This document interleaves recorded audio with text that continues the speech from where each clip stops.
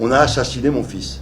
On a assassiné mon fils. Monsieur Macron, je vais en guerre contre vous, contre votre État.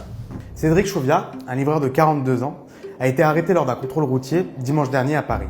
Le contrôle dégénère, il est plaqué au sol par les policiers et fait un arrêt cardiaque. Il est emmené à l'hôpital Georges Pompidou et décédera 2 jours plus tard. La police a rapidement livré une version dans la presse en affirmant qu'il avait été contrôlé parce qu'il téléphonait en conduisant et qu'il avait été interpellé parce qu'il s'était montré agressif et insultant. Mais des vidéos dévoilées par Mediapart montrent également que les policiers l'ont plaqué au sol alors qu'il est filmé avec son téléphone.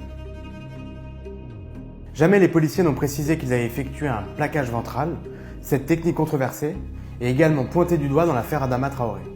Le défenseur des droits et Amnesty International alertent par exemple régulièrement sur cette technique bannie dans certains pays, comme en Suisse ou en Belgique. L'autopsie publiée ce mardi révèle d'ailleurs que Cédric Chauviat est mort asphyxié, mais qu'il présentait aussi une fracture du larynx.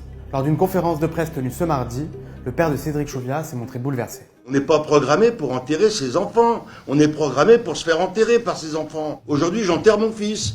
J'enterre un père de famille de 5 enfants qui va à l'usine pour nourrir ses gosses. Il a que ça. Sa passion suprême, c'était ses enfants. J'ai pas de haine contre la police nationale. J'ai la haine contre ces 3 individus. Et je vous jure, je vais les regarder dans le blanc des yeux, je vais vous dire, vous dormirez plus de votre vie. Parce qu'il va falloir que vous vous disiez, il y a 5 gosses qui sont de réclamer leur père. D'après la femme de Cédric, le commissariat du 7e arrondissement a d'abord refusé de lui dire où était son mari. C'est après plusieurs heures de recherche et en les sollicitant à nouveau qu'on lui indiquera qu'il est à l'hôpital.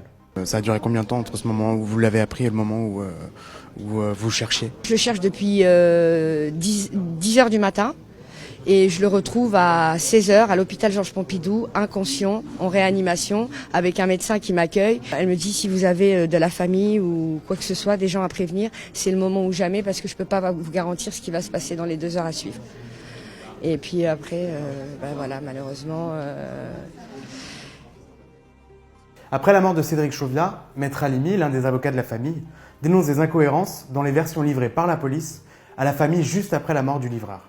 Le problème, c'est que la version qui a été donnée, notamment par une des fonctionnaires de police qui était présente sur les lieux et qu'on voit sur les vidéos, c'est que Cédric serait tombé spontanément tout seul après un menottage sans qu'il n'y ait eu aucune action policière. Le malaise cardiaque spontané, on voit par rapport aux vidéos qu'on a pu obtenir grâce à l'appel à témoignage que ça ne correspond pas du tout à la réalité, que la communication de la préfecture était tout simplement mensongère. Et Maître Halimi accuse aussi la préfecture de police d'avoir menti sur les raisons de l'interpellation de Cédric, en livrant une version à la famille et une autre à la presse. Le contrôle routier aurait été causé par une plaque d'immatriculation un peu sale. Ça ne correspond pas puisque la préfecture de police dira que c'est un contrôle routier lié à un portable. Mais sa famille doute aussi de cette deuxième version, puisque d'après elle, Cédric conduisait toujours avec un casque équipé d'un dispositif main libre. Enfin, si la police précise que Cédric Chauviat était agressif et qu'il devait être interpellé, un témoin direct interrogé par Mediapart nuance lui aussi cette version. Il n'était pas violent, il filmait seulement les policiers. Il semblait le faire pour défendre ses droits et ça les agaçait. Puis l'un d'entre eux est passé par derrière et lui a fait une clé avec son bras autour de son cou. Il est alors tombé au sol. Et là, ils se sont mis à 3 sur lui alors qu'il était sur le ventre. C'était violent et incompréhensible. En plus de son appel à témoignage, qui a révélé une autre version que celle livrée par les policiers, Maître Halimi insiste sur le portable de Cédric Chauviat, qui a été placé sous scellé et qui pourrait éclaircir les raisons de cette interpellation. Il n'y a pas de défiance à l'égard des enquêteurs. Il y a juste un constat, c'est que dans le cadre des violences policières, les enquêteurs ne font pas forcément le travail qu'ils devraient faire. L'IGPN, c'est la police qui enquête sur la police. Il y a forcément un problème de partialité.